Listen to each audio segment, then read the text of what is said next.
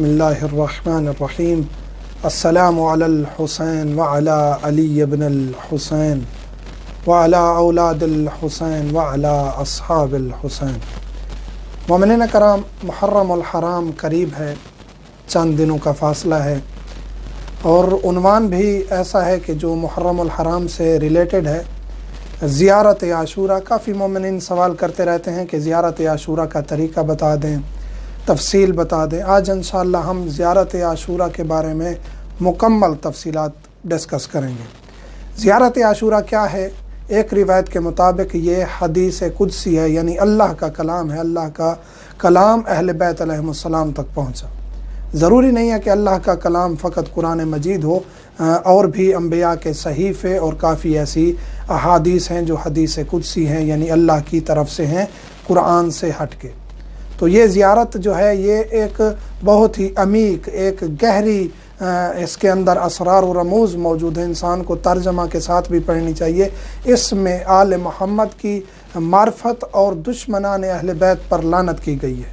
इसके अंदर काफ़ी असरार और रमूज़ हैं। कभी इंसान को दिक्कत के साथ ये पढ़नी चाहिए ताकि पहुँच सकें कि इसके मकासद क्या हैं।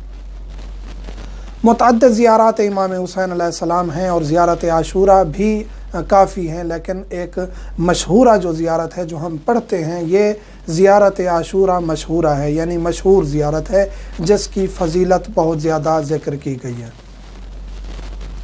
ज़ियारत आशूरा मशहूरा है और ये हदीस कुदसी है। और इसकी सनद के बारे में कहा जाता है कि कहाँ से है। इसकी सनद मुकम्मल तौर पर शेख तूसी ने अपनी किताब मिसबाहुल मुतहज्जिद में लिखी है और बिहारुल अनवार में भी ये हदीस मौजूद है, रिवायत मौजूद है, इसके फ़ज़ाइल भी मौजूद हैं ज़ियारत आशूरा के बारे में। सादिक़ आले मोहम्मद इमाम जाफ़र सादिक़ अलैहिस्सलाम, जनाब सफ़वान उनके सहाबी हैं, उनको नसीहत करते हैं कि ये मामूल बना लो, इसको रोज़ाना पढ़ा करो।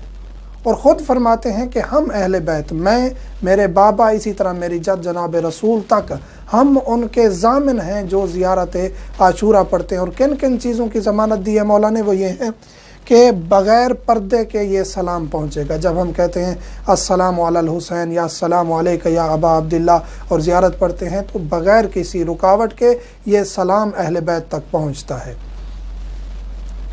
कोशिश रायगा नहीं जाती, उसकी जो साई होती है ये ज़ियारत पढ़ने की और अहले बैत तक पहुँचने की और मार्फत की, ये रायगा नहीं जाती। अहले बैत बहुत जल्द उसको अपने करीब कर लेते हैं।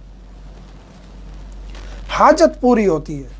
एक इंसान जो हाजत के लिए ज़ियारत आशूरा पढ़ता है, इसके मुतअद्दिद आमाल उलमा की तरफ से ज़िक्र किए गए और ख़ुसूसन 40 दिन इसको मुतवातिर पढ़ा जाए तो जो भी हाजत होगी, इमाम जाफ़र सादिक़ अलैहिस्सलाम का वादा है और ख़ुद इमाम उसकी ज़मानत दे रहे हैं कि उसकी हाजत के ज़ामिन हम हैं। तो अगर अकीदा हो, यकीन हो, तो फिर इस दुआ, इस ज़ियारत को पढ़ते रहें, इंशाअल्लाह आपकी हर हाजत पूरी होगी। और ये ज़मानत जनाब रसूल खुदा सल्लल्लाहु अलैहि वसल्लम तक पहुँचती है और अहले बैत इसके ज़ामिन हैं कि उसकी हाजत के, उसकी कोशिश के, उसके इस अमल के हम ज़िम्मेदार हैं और ज़ामिन हैं। उसका सलाम बग़ैर पर्दे के पहुँचेगा। ये बहुत बड़ी बात है कि हम मौला को जब सलाम करें तो डायरेक्ट उन तक सलाम पहुँचे और उनका जवाब आए। किसी भी हाजत के लिए पढ़ सकते हैं, किसी भी वक्त पढ़ सकते हैं।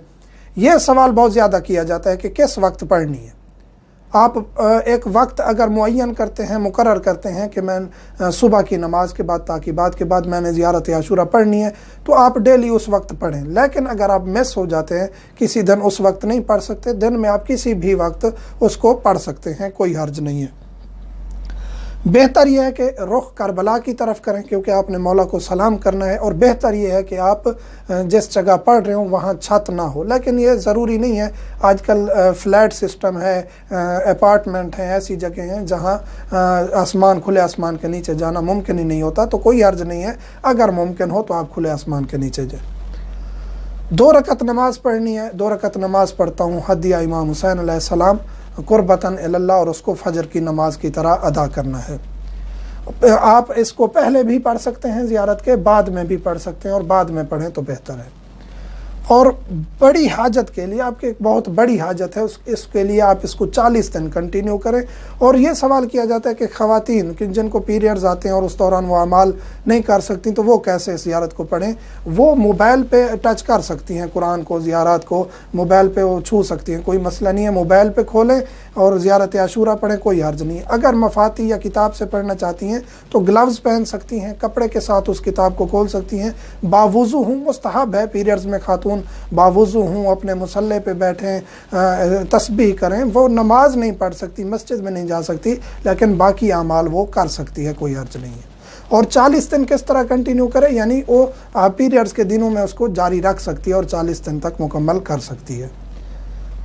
پڑھنے کا طریقہ یہ ہے کہ آپ باوضو ہوں، مولا کی محبت، مولا کی معرفت دل میں لیں، اپنی حاجت دل میں لیں، اور اس کو اس زیارت کو آرام آرام سے پڑھیں، اور اس کو پڑھیں۔ آخر میں جو 100 دفعہ سلام ہے اور 100 دفعہ جو لعنت ہے دشمنان اہل بیت پر، اگر آپ 100 دفعہ نہیں پڑھ سکتے تو ایک بار بھی وہ پڑھ دیں تو کافی ہے۔ اور آخر میں جو دعا ہے سجدے میں پڑھنی ہے۔ اگر آپ کو دعا یاد نہیں ہوتی اور سجدے میں نہیں جا سکتے، اور یا سجدے میں جاتے ہیں اور آپ کو کوئی پڑھانے والا نہیں ہے کہ وہ پڑھتا رہے، آپ دہراتے رہیں، تو آپ سجدے گاہ لیں، تھوڑا سا جھک جائیں، پیشانی سجدے گاہ پر رکھیں اور سامنے وہ دعا پڑھیں اور دیکھیں اور اس کو پڑھتے جائیں۔